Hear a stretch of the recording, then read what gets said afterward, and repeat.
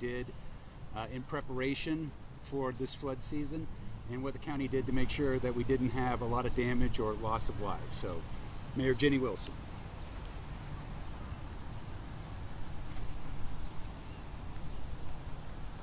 Well, thank you. So after 4 months of dedicated work by Salt Lake County, cities, and our residents, our flood emergency is over. And I am thrilled to declare that.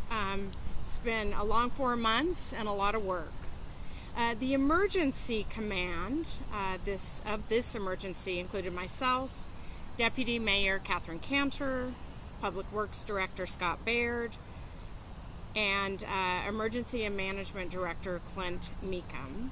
And then the day-to-day work was done by teams under the management of Salt Lake County's Flood Control Director Cade Monker, who you'll hear from in a minute. So since I've been mayor, we've all had our share of emergencies: a global pandemic, an earthquake, wildfires, and a devastating windstorm. But all of those challenges helped Salt Lake County better prepare. And when this one rolled around, the knowledge that I had gained from those emergencies led me to act quickly.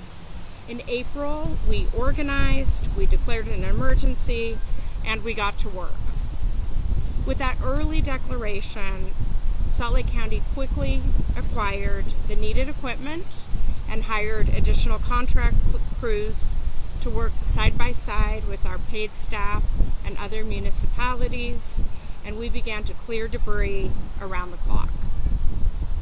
Additionally, we began a coordinated daily connection with cities, towns, and townships along the 7 rivers that flow into this county, and we worked together. We made sure our cities, our townships, and our towns had what they needed to be successful.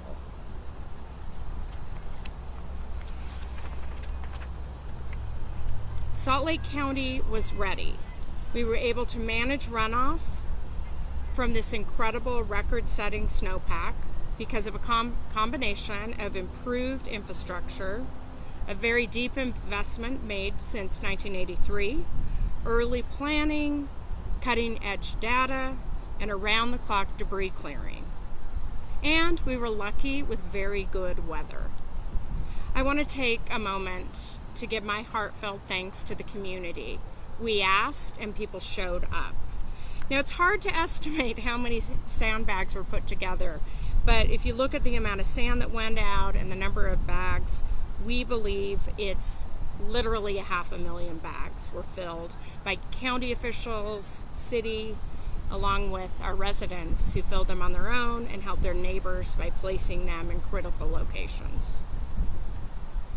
You know, we're best in this community when neighbors help neighbors. The COVID emergency, we saw division. This flood emergency, we saw unity. And I think that really made the difference. It's one thing for government to do what we need to do. I'm proud that we did it.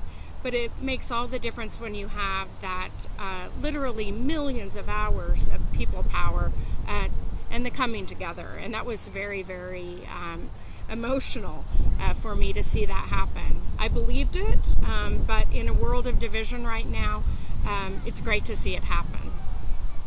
Salt Lake County, thank you. Thank you, residents. Thank you, my city, township partners, our town partners. I'm very, very happy to declare we've wrapped up this emergency. Our work protected homes, businesses, and resulted in very minimal damage. And I'm very happy that we had no loss of human life. As a mayor, I think that's what I worry about most is dangerous water flow. We still, as you can see, have water. I have some level of concern going forward, but I know that the community is acting wisely. And with that, I'll turn the podium over to Cade. Cade, as you come up, I really do want to thank you. Your teams are amazing. There were some times when Cade and teams were literally handing off after 12-hour shifts, and we were at it 24 hours. They got a little break here and there, but many days we ran nonstop, and I'm very grateful, Kate, to you and the team. Thank you, Mayor. So yes, thank you, Mayor Wilson, for that great introduction. I just really quickly wanted to go over a couple of things as far as our coordination with the cities and the state. You know, at the beginning of this runoff season, we started to hold regular meetings with all the cities within Salt Lake County to go over everything to do with, you know, monitoring snowpack, precipitation, temperature, weather patterns, and then use that to coordinate our response with all the cities within the county, knowing that we were concentrating on the east side. All this was to give an operational status of what the county was doing, share that with the cities, and make sure that we were coordinating accordingly. I think that was very successful in our debris removal efforts as we went forward. There was a lot of effort to get a lot of the woody debris out of the creeks, and I think even with the favorable weather, we were able to avoid some of the problems we would have seen if there was that much debris in the creeks, and they were able to clog up waterways, clog up culverts, and cause problems for those pinch points on our east side systems. And then I just really want to give a quick thank you to the state and all the emergency response funding and debris removal resources that they provided to the county and to the cities. I quickly also wanted to just briefly cover on some of the infrastructure changes put in place since the 1980s. And this is not an exhaustive list. There's certainly a lot more than I'm going to name here, but I'll just name a few to highlight. You know, on City Creek, there were debris basins put in up high to capture debris, as well as improvements to debris grates on Memory Grove, which helped to not have that same type of State Street flooding that we saw in the 80s. And so that was some of the improvements put in place there. We have increased capacity through pipe systems all throughout the county, and certainly the east side, that help move water efficiently now, more so than the 80s.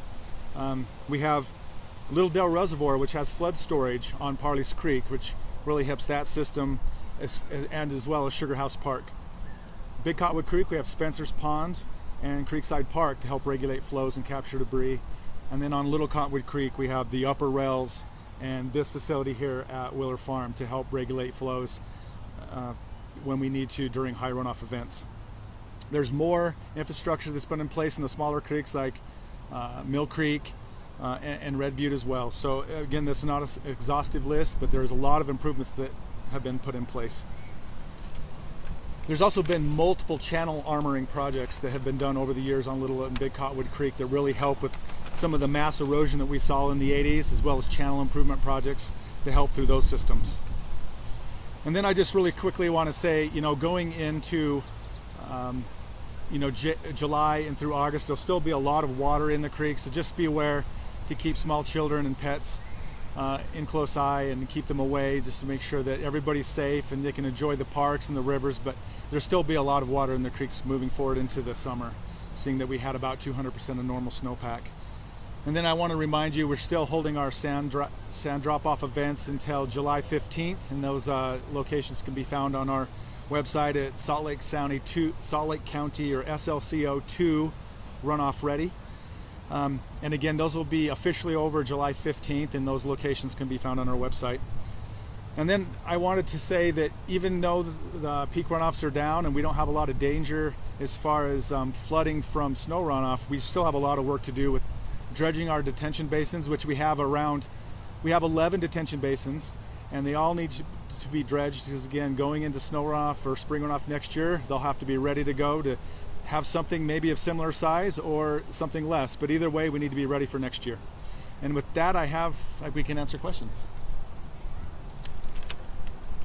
Mayor, would you say, did we dodge a bullet here? Well, I feel like we were very lucky with the weather, but I've been told that our damage after 1983 due to the 83 flood was over $1 billion, and we're in the low millions. We think about 4 million here to date. Is that correct? Yeah, a little more than 4 million. A little more than 4 million to date. We're still assessing, but what a dramatic difference. We learned from 1983 that we needed to build some infrastructure. And I think I'm most proud that year after year we have funded Cade and his team, and they're out doing the work every year. And we're smart enough to know that these things can happen every few years, every few decades rather. You might see a historic snowpack. I think we all started to feel like with climate change we might not, but indeed climate change is just giving us whiplash weather, and we don't know what next year will bring. So yeah, we were lucky with good weather, but we had also prepared. Mayor, talk about, we have trees, brush, grass behind you that's grown with the excess runoff. Talk about concerns now shifting to your concerns shifting our conversation from flooding to wildfire season. We know we're getting a late start to wildfire season due to the moisture, but I fear the fall.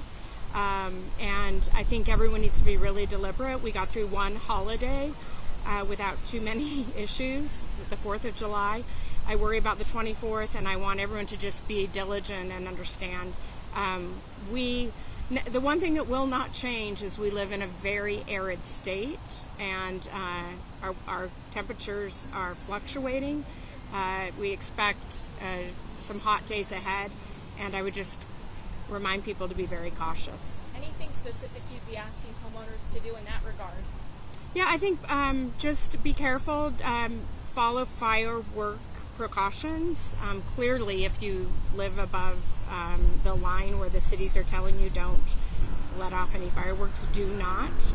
You're risking your own homes and your own safety when you do so.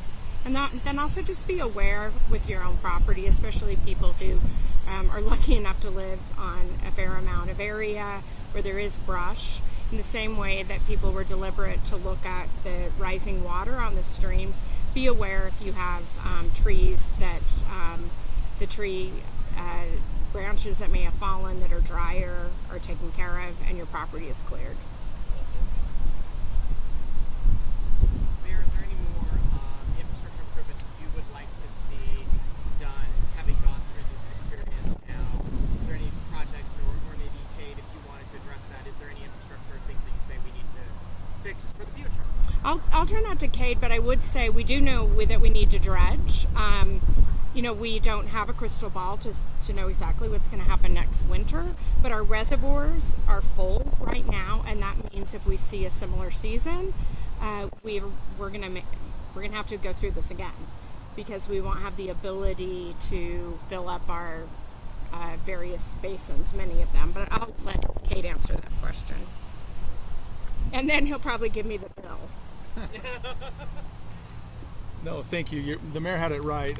Going into next season, we're going to have a little bit less leeway as far as water storage available to help hold back some of the water. So next year, if we have the similar type of winter, we're going to start with full reservoirs, right? Where this year we had that safety net, I guess, if that's how you want to put it. As far as infrastructure going forward, there is a lot of work being done on the Surplus Canal, which I think is a lot more hidden than most people realize. If you start driving out to the airport, you cross over it multiple times, and it takes about 90% of the Jordan River's water off the lower Jordan and out to the Great Salt Lake. That system is vitally important. It's a levied system, and we need to do a lot to keep that in compliance with Corps and FEMA standards. And so that is a big project going forward and something that we need to pay attention to. There's always ongoing maintenance, right? It's really easy to forget, when you have big stretches, 10 years and so on, between really heavy media-worthy type snow events, right? That you kind of forget all the things that you need to do to pay attention to flood control. But we can have flooding in a year where we have average snowpack. It really depends on how the water wants to come down the mountain, the weather, whether or not it's a rain on snow event, and all sorts of things like that. So it's just something that we don't want to forget about. You can have flooding when it's not this type of snowpack we had in 2023. In 2010, we had a lot of flooding within these same rivers, and it had below average snowpack, and it's really because we had a significant amount of snow in June.